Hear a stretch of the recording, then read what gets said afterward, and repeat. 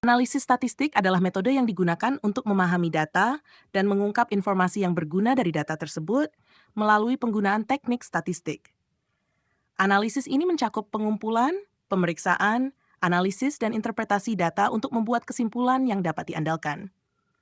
Dalam panduan ini, kita akan membahas berbagai aspek analisis statistik, termasuk pentingnya, jenis-jenis analisis statistik, langkah-langkahnya, dan contoh penerapannya.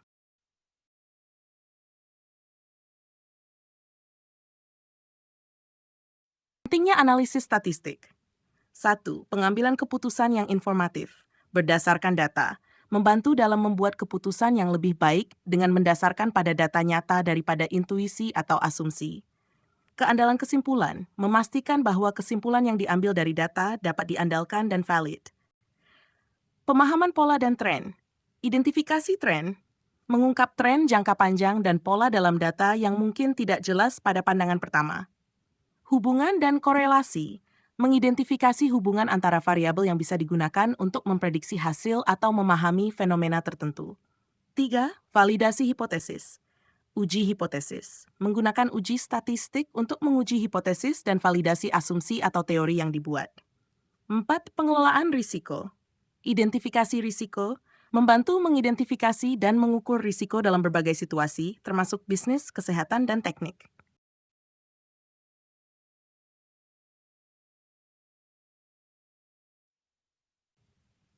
Jenis-jenis analisis statistik. Statistik deskriptif, mean, median, mode, mengukur kecenderungan sentral data. Variance dan standar deviasi, mengukur sebaran atau variabilitas data. Distribusi frekuensi, menunjukkan bagaimana data tersebar dalam berbagai kategori atau interval. Statistik inferensial, uji hipotesis, menggunakan tes statistik seperti t-test, chi-square test, ANOVA untuk menguji hipotesis. Estimasi parameter, menggunakan interval kepercayaan dan estimasi titik untuk mengukur parameter populasi. Regresi dan korelasi, menilai hubungan antara variabel dan memprediksi nilai variabel dependen. 3. Analisis multivariat. Analisis faktor mengidentifikasi struktur yang mendasari dalam data dengan mengelompokkan variabel terkait.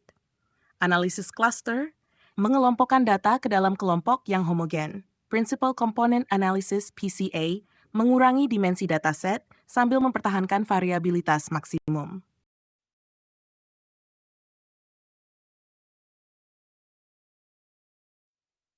Langkah-langkah analisis statistik. 1.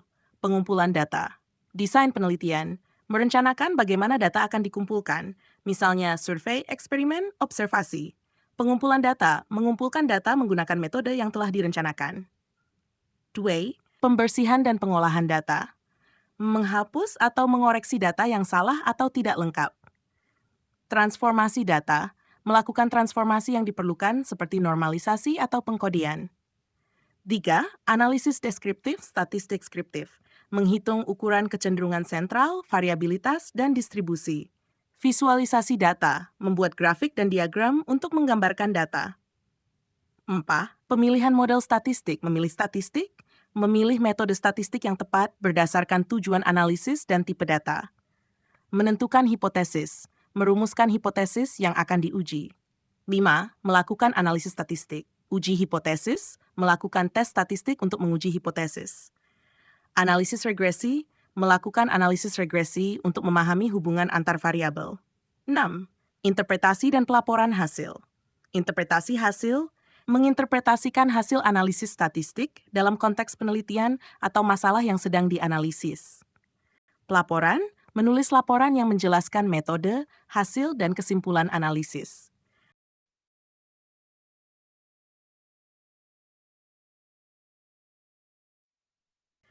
Contoh penerapan dalam kehidupan sehari-hari. Analisis kinerja, menggunakan statistik deskriptif dan inferensial untuk menganalisis kinerja karyawan dan membuat keputusan tentang promosi atau pelatihan. Penjualan dan pemasaran, menganalisis data penjualan untuk mengidentifikasi tren dan mengembangkan strategi pemasaran yang lebih efektif. 2. Dalam pendidikan, prestasi akademik, menggunakan analisis statistik untuk mengevaluasi kinerja siswa dan efektivitas metode pengajaran. Penelitian akademik, melakukan uji hipotesis dan analisis regresi untuk menguji teori dan mengidentifikasi hubungan dalam data penelitian. 3. Dalam kehidupan pribadi, manajemen keuangan, menggunakan statistik untuk menganalisis pengeluaran dan pemasukan, serta membuat anggaran yang lebih baik. Kesehatan dan kebugaran, menganalisis data kesehatan pribadi seperti pola tidur atau aktivitas fisik untuk meningkatkan kesehatan dan kebugaran. 4. Dalam komunitas, program sosial, menggunakan analisis statistik untuk mengevaluasi dampak program sosial dan membuat rekomendasi untuk perbaikan.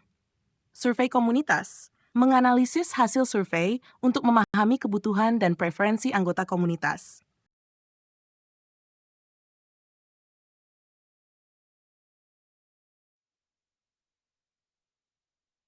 Alat dan teknologi untuk analisis statistik. 1. Perangkat lunak statistik.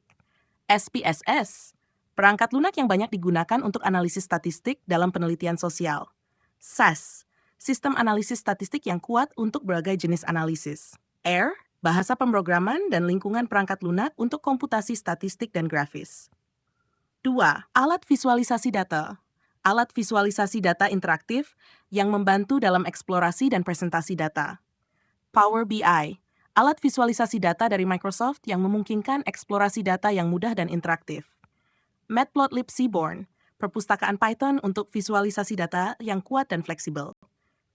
3. Perpustakaan analisis data. Pandas, perpustakaan Python untuk manipulasi dan analisis data. Perpustakaan Python untuk komputasi numerik yang efisien. Perpustakaan Python untuk komputasi ilmiah dan teknik.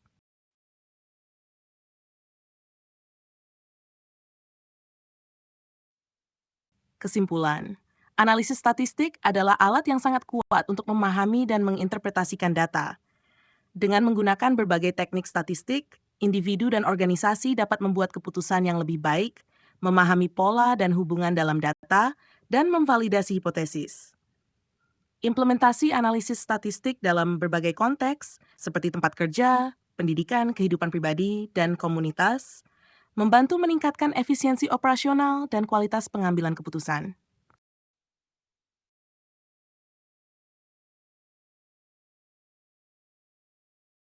Demikian, semoga bermanfaat.